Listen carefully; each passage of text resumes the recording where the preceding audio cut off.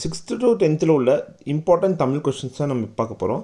இந்த டெஸ்ட் பார்த்திங்கன்னா 7th test. இதுக்கு முன்னாடி 6 டெஸ்ட் போட்டிருக்கோம். பார்க்காதவங்க நம்ம சேனலில் போய் பாருங்கள். அதே மாதிரி இப்போ தான் நம்ம சேனலை ஃபஸ்ட் டைம் பார்க்குறீங்க அப்படின்னா சப்ஸ்கிரைப் பண்ணிக்கோங்க. ஃபஸ்ட்டு கொஸ்டின், தி ஜானகிராமன் தனது ஜப்பான் பயண அனுபவங்களை எந்த நூலில் எழுதினார்? விடை ஆப்ஷன் ஏ சுதேசி மித்ரன்.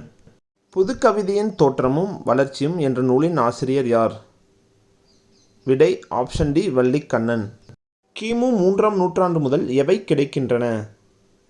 விடை ஆப்ஷன் சி கல்வெட்டுக்கள். தன்னுடைய திராவிட சீர்திருத்த கருத்துக்களை நாடகங்கள் திரைப்படங்கள் மூலமாக முதலில் பரப்பியவர் யார்? விடை ஆப்ஷன் சி அறிஞர் அண்ணா.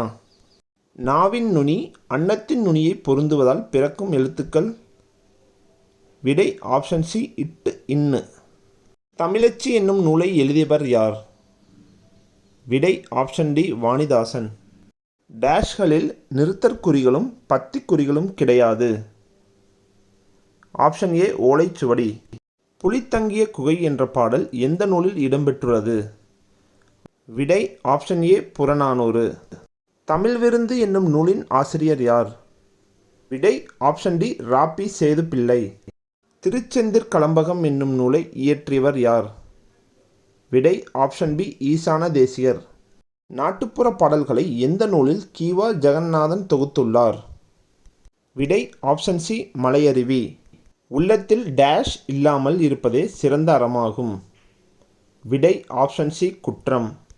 கலில் கிப்ரான் எந்த நாட்டைச் சேர்ந்தவர்? விடை ஆப்ஷன் பி லெபனான். ஒரு நாளின் 6 கூறுகளில் பிற்பகல் 2 மணி முதல் 6 மணி வரை எந்த சிறு பொழுதை சார்ந்தது? விடை ஆப்ஷன் சி நண்பகல். தமிழ் மக்களின் வீரத்தை சொல்லும் கலையாக திகழ்வது டேஷ் ஆட்டமாகும்.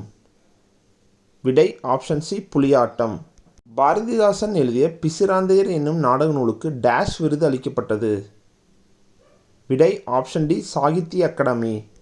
கப்பலை ஓரிடத்தில் நிலையாக நிறுத்த பயன்படும் கருவி எது? விடை ஆப்ஷன் டி நங்கூரம். நெகிழி என்பதன் பொருள் என்ன? விடை ஆப்ஷன் ஏ தீச்சுடர். புறத்திணைகள் எத்தனை வகைப்படும்? விடை ஆப்ஷன் டி 12.